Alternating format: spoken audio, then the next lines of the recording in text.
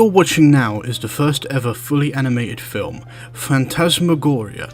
I can't tell you how many times it took me to try and pronounce that right because it's too many. Phantasmagoria was created by Emil Cole in 1908, which for reference is the same year that Robert Peary began his conquest of the North Pole. The first around the world car race also began, and Japanese immigration to the United States of America became forbidden.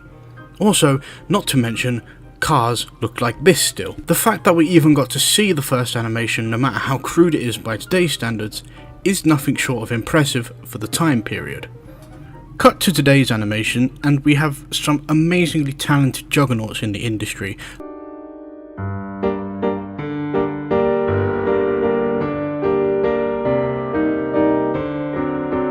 Like Hayao Miyazaki of Studio Ghibli,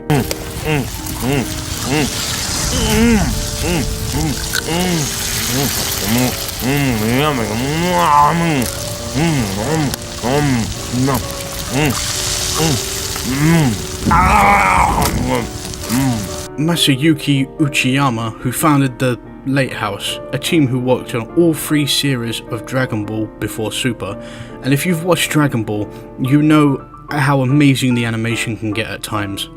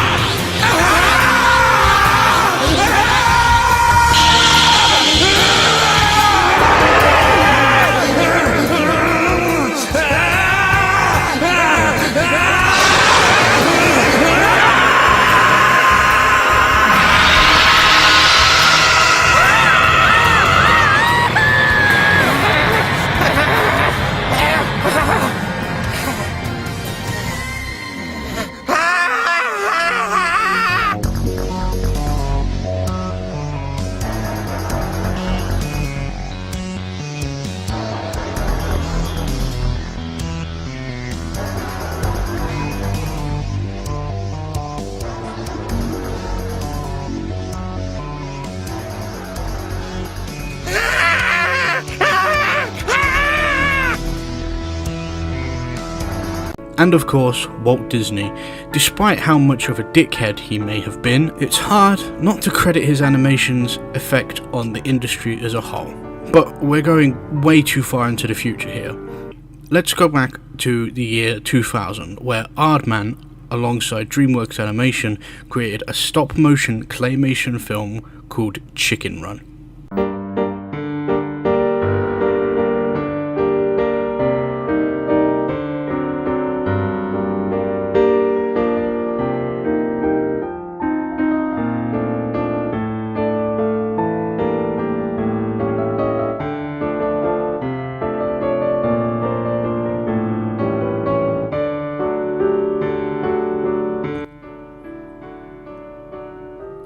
For those who don't know, Aardman is a British team who basically exclusively work on claymation films.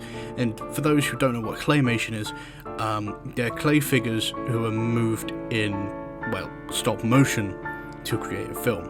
It takes a lot of effort, a lot of years, and it's incredibly impressive and something I'm never going to be able to do in my life.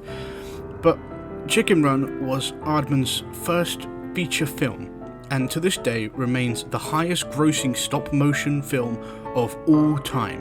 While it may have been their first full-length theatrical feature, fuck me, try saying that 3 times drunk. That shit is impossible to say again. Their most influential animation would come out 11 years prior to the release of Chicken Run.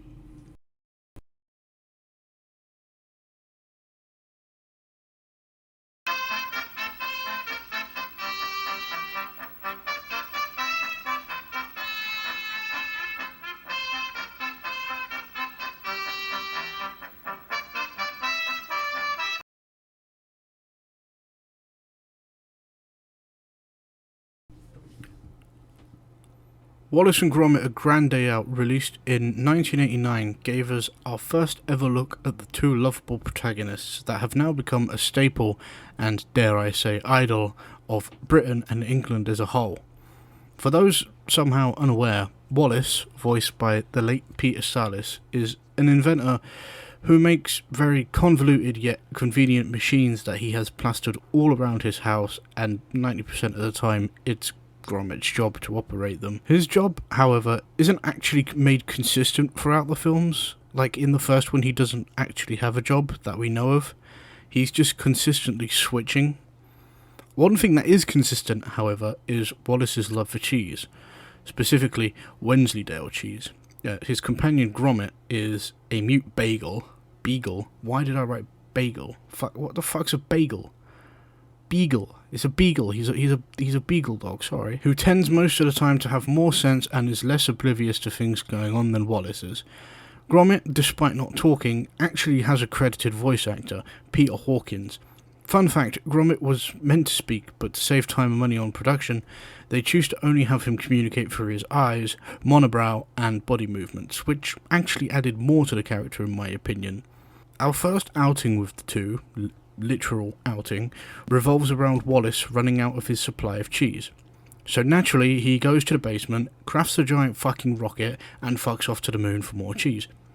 Nope, I'm not joking, that is the plot, and it's amazing. When beginning the launch, Wallace forgets the crackers, so we watch him run back upstairs to find them while the rocket is quickly counting down with Gromit inside. Even Gromit is shitting himself during this. It's actually an incredibly tense scene that shouldn't work so well in a child, well, I say child, it's aimed towards children, I think, more, because at the time, animation was more of a child's thing. There are instances in the later animations that would prove that they chose a all-around demographic instead of just children. Anyway, the two eventually get to the moon, and they set down a picnic blanket and a basket, and it's a picnic, and they taste some of the cheese, which, they rip straight off of the surface. Wallace deduces that it's not to his liking, so they pack up and try a different spot on the moon. Not before, however, Wallace finds it. Cooker. One of our three main villains in the trilogy. Cooker is, well, and that's his name, by the way. His name is actually credited as being Cooker. Cooker is a coin-operated cooker, or oven, who has somehow gained sentience when inserted with money, which Wallace does just that by inserting 10p into it. Nothing happens, and they go on their way. But once they're gone, Cooker goes on a violent rampage and actually attempts to clobber Wallace in the head with a baton, straight up fucking killing him. But right before he does, the timer on Cooker runs out and he's forced into a sleep state again. Wallace is still completely oblivious and puts more money into Cooker before heading back to the rocket with Gromit. Cooker wakes up shortly after and sees how Wallace and Gromit left their picnic stuff behind and attempts to rush after them in a violent way, the two just barely being able to climb up the ladder before Cooker can, who then proceeds to rip open the bottom paneling of the rocket and clamber around with the same conviction as a possessed xenomorph might have, literally lighting the rocket's fuel on fire, presumably in an attempt to kill the two in cold blood.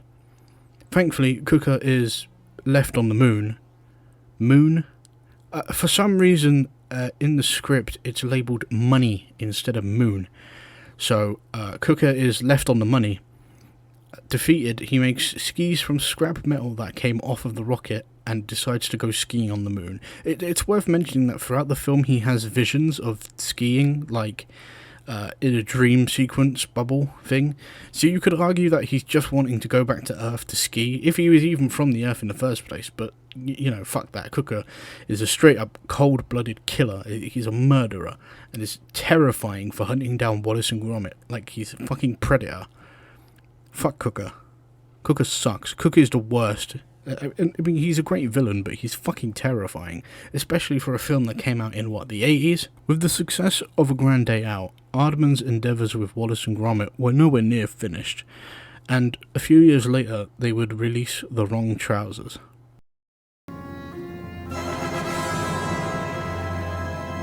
The Wrong Trousers is a more down-to-earth, literally, more down-to-earth film. It's Gromit's birthday, and Wallace surprises him with mechanical trousers that are designed to walk him on his own without Wallace needing to go with him. Gromit, being a more sophisticated dog, hates them, but Wallace is shown to be having money troubles, and with the last of his money decided to buy Gromit a present. To combat his money worries, Wallace decides that he's going to rent out one of the rooms of his house, which Gromit finds out on his walk back with the trousers. What follows is perhaps one of the most ominous moments of the trilogy. That will include your breakfast. Yeah, a penguin moves in. Not just any penguin though. See, he's secretly preparing to use Wallace and the mechanical trousers to steal a large gem at a museum. He first manipulates Wallace by fetching him things and doing stuff for him, like getting his slippers or getting the newspaper, which starts to make Gromit feel replaced. This is what makes the penguin such a great villain. He knows Gromit is smarter than Wallace, so he tries to get Gromit out of the picture first, before manipulating Wallace into doing what he wants. Eventually, Gromit faces off with the penguin. A bunch of other shit happens before that in the film, but it's mostly just set up. While on the train fighting Gromit, the penguin pulls out a revolver and lands multiple headshots on Gromit that should have killed the fucker instantly. Of course, Gromit doesn't die, unfortunately. They manage to capture him in the end, and in the final scene, which I think is supposed to be funny, the penguin violently shakes the bars that he's confined behind, almost silently swearing vengeance on Gromit and Wallace. I mean, what more do I have to say to convince you that the penguin is evil? Look at his eyes.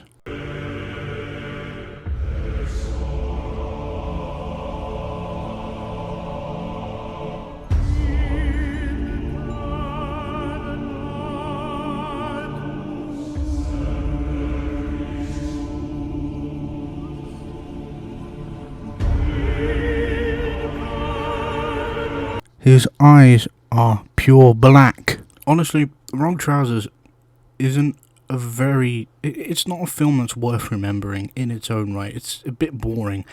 It's definitely the weakest out of the three. But by God, man, that penguin is fucking terrifying. Yeah, no, I really don't have a lot to say about The Wrong Trousers. It was very well received, much like A Grand Day Out. But Aardman did what they do best, and next they opted to make a final film in the trilogy.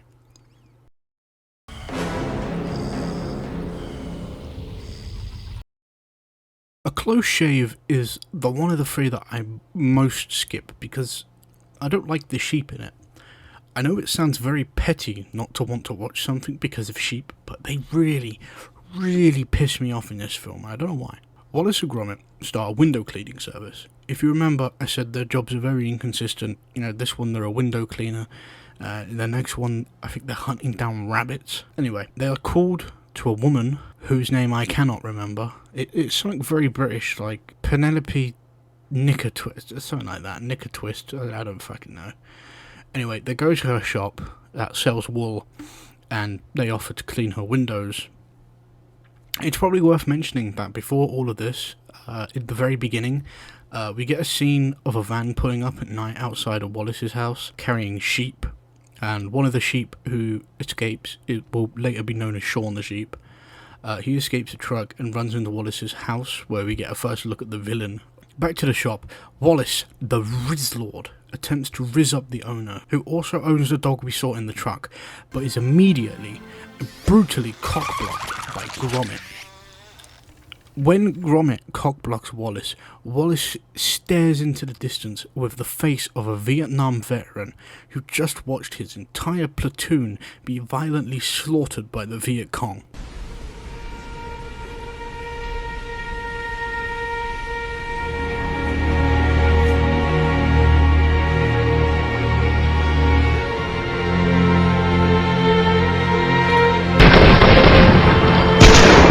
They go home after finishing washing, and the evil dog Preston hides in their fucking gutters like a serial killer. Gromit is framed for keeping sheep or Wallace is framed for keeping sheep. It's not really important at all. To be honest, I could sit and drag out the video for ages, talking about every little plot detail, but to be honest, I find a close-shaved plot very boring, and we're here to discuss the villains, so at the end of the film, they have one big final showdown, which I will let outplay in its entirety, because that's the only way to truly appreciate how fucked up this clip is.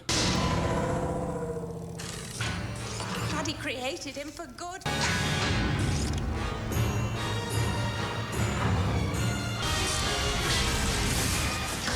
Honestly, that shit was in a movie aimed at kids. That fucking scared me as a child, and who can blame me? Who can blame you for being scared of it as well? It's terrifying. Sure, none of these villains in the entire trilogy are on the same level of complexity as, I don't know, the Joker or Albert Wesker. You know, they're simple and effective, and that's all they need to be. They just need to be simple and effective. Especially Preston, who actually suffers two of the most horrible fates in animation history.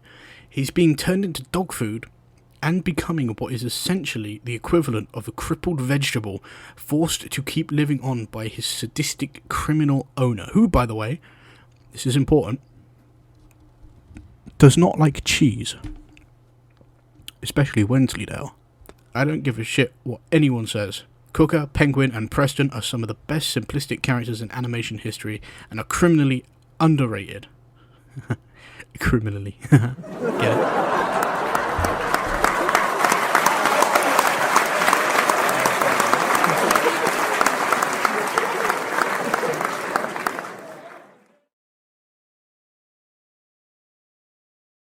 So, Gromit, shall we see what's on the wireless?